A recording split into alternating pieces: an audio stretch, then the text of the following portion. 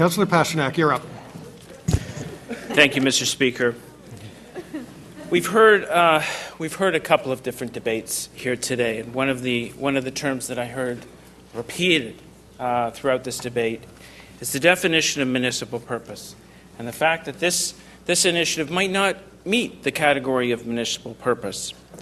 But I can tell you that when you look at the role of municipalities over the last 15, 20 years, municipalities have been playing a bigger role in the Canadian Federation.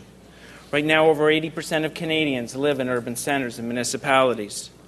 We have an evolving federalism in which more and more implementation of policy and governance is done by municipalities, whether it be housing, childcare, or social programs, delivered by municipalities. 1/3 of all government funding spent in this country are done by municipalities. The municipal purpose is broad and far-reaching. It is expanded over time, and we cannot restrict it to various issues that we might find unpalatable or being challenged. I also want to talk a little bit about municipal leadership and how the expansion of municipal purpose transforms into municipal leadership. I am concerned that our governance could be shaped, constrained, or even stopped by so-called legal chill.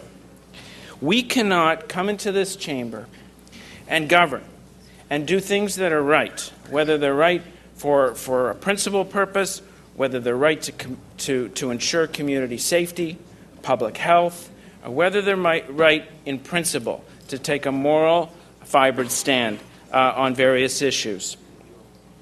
If every time that we have an issue before us, we are warned that we could face legal action, then I say, let's bring it on.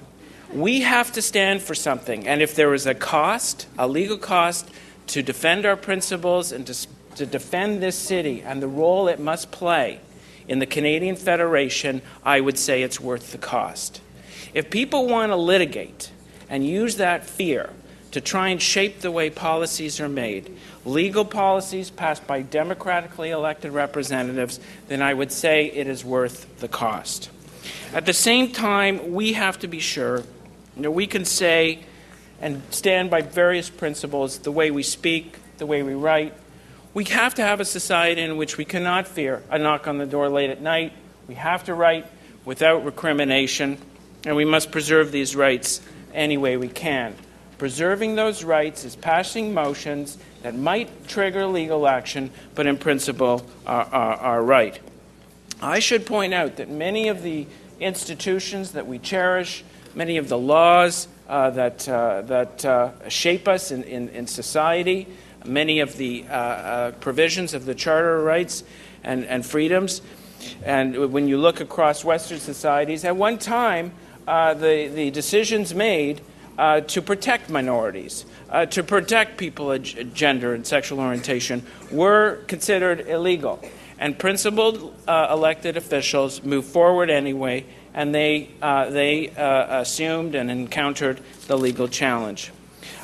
I therefore will be supporting the motion before us, because it is not only a stand against what I would deem to be an improper use of the gift of wildlife. I have seen some of the clips and the videos, and I find it very disturbing.